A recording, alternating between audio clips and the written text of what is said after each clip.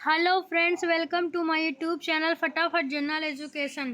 तो आज इस वीडियो में हम आगे के इतिहास के क्वेश्चन को पढ़ेंगे। तो पहला क्वेश्चन है, प्रसिद्ध चीनी बौद्ध यात्री फाहान आया था। तो प्रथम जो है प्रसिद्ध चीनी बौद्ध यात्री फाहान किसके शासनकाल में आया था? चंद्रगुप्त द्वितीय के शासनकाल में आया था और 5वीं शताब्दी में आया था। अगला क्वेश्चन है, चंद्रगुप्त द्वितीय विक्रमादित्य ने अपनी दूसरी राजधानी बनाया था। तो अपनी दूसरी राजधानी क्या बनाया था? उज्जैन। विक्रम संवत प्रारंभ हुआ था। तो विक्रम संवत कब प्रारंभ हुआ था? 58 ईसा पूर्व में। गुप्तकालीन रजत एवं स्वर्ण मुद्राओं का नाम क्या था? तो गुप्तकालीन रजत एवं स्वर्ण मुद्राओं का नाम क्या था? रूपक और दीनार। नालंदा विश्वविद्यालय का संस्थापक कौन है? कुमारगुप्त। नालंदा विश्वविद्यालय को ध्वस्त किया। तो नालंदा विश्वविद्यालय को किसने ध्वस्त किया था? बख्तियार खिलजी ने, जिसे मोहम्मद गौरी का सेनापति कहा जाता है। विक्रमशील विश्वविद्यालय की स्थापना किसने की? तो विक्रमशील विश्वविद्यालय की स्थापना धर्मपाल ने 770 से 810 ईसा पूर्व में किया था। महरौली में स्थित राजा चंद्र के लौह स्तंभ को बनवाया था। तो महरौली में स्थित राजा चंद्र के लौह स्तंभ को किसने बनवाया था? चंद्रगुप्त द्वितीय ने।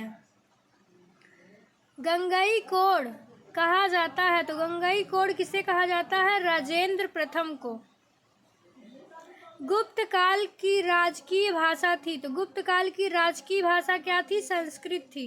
भारतीय इतिहास का स्वर्ण युग कहा जाता है। तो भारतीय इतिहास का स्वर्ण युग किसे कहा जाता है? गुप्त काल को कहा जाता है। गुप्त वंश का अंतिम शासक था। तो गुप्त वंश का अंतिम शासक कौन था? विष्णुगुप्त था। वर्धन साम्राज्य का संस्थापक था। तो वर्धन साम्राज्य का संस्थापक कौन था? पुष्पभूति था। पुष्पभूति वंश का संस्थापक कौन था? तो पुष्पभूति वंश का संस्थापक नरवर्धन थे। हर्षवर्धन ने अपनी राजधानी थानेश्वर से स्थापित किया था। तो हर्षवर्धन ने अपनी राजधानी थानेश्वर से कहाँ स्थापित किया था? कन्नौज। भूमि देने की सामंती प्रथा को प्रारंभ किया था। तो भूमि देने की सामंती प्रथा को किसने प्रारंभ किया था? हर्षवर्धन ने। चीनी यात्री हेनसांग किसके शासनकाल में भारत आया था? तो हेनसांग किसके शासनकाल में आया था? हर्षवर्धन। इसे ट्रिक से आप कर सकते हैं। हाथ से हेनसांग और किसके शासनकाल में आया था? हाथ से हर्षवर्धन। 606 से और 647 ईसा पूर्व से। हेनसांग द्वारा लिखित पुस्तक का क्या नाम है? तो हेनसांग द्वारा लिखित पुस्तक का क्या नाम है? सी यूकी। यात्रियों में राजकुमार कहा जाता है। तो यात्रियों में राजकुमार किसे कहा जाता है? हेनसांग को।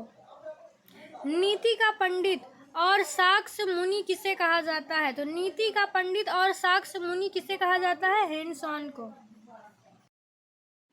हर्षवर्धन का दरबारी कवि था। तो हर्षवर्धन का दरबारी कवि कौन था? बाणभट्ट। पुलकेशिन द्वितीय ने हर्षवर्धन को 634 ईस्वी में पराजित किया था। तो कहाँ पराजित किया था? नर्मदा नदी के तट पर। हर्षवर्धन प्रत्येक 5 वर्ष बाद धार्मिक सम्मेलन करता था। तो हर्षवर्धन प्रत्येक 5 वर्ष बाद धार्मिक सम्मेलन कहाँ करता था? प्रयाग में।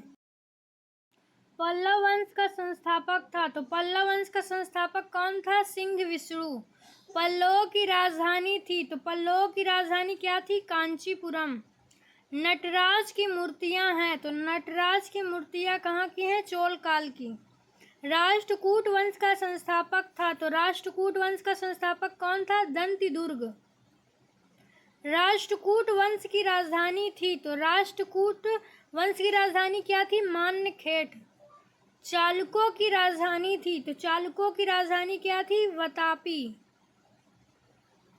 कल्याणी के चालुक्य वंश की स्थापना किसने की? तो कल्याणी के चालुक्य वंश की स्थापना तैलप द्वितीय ने की थी। चोल वंश का अंतिम राजा था। तो चोल वंश का अंतिम राजा कौन था? राजेंद्र तृतीय। भारत में प्रथम बार सैनिक व्यवहार में लाया गया। तो भारत में प्रथम बार सैनिक शासन व्यवहार में लाया गया, ग्रीकों ने लाया था।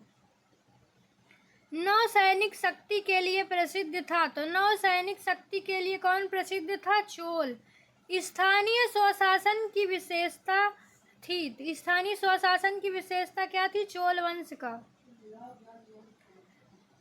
होयसल वंश की राजधानी थी, तो होयसल वंश की राजधानी द्वार समुद्र थी। हुड़ों का आक्रमण हुआ, तो हुड़ों का आक्रमण स्कंदगुप्त के समय में हुआ। सैंदव वंश का संस्थापक था, तो सैंदव वंश का संस्थापक कौन था? ख्रिज खा। सैंदव वंश का अंतिम शासक था, तो सैंदव वंश का अंतिम शासक कौन था? अलाउद्दीन आलम शाह।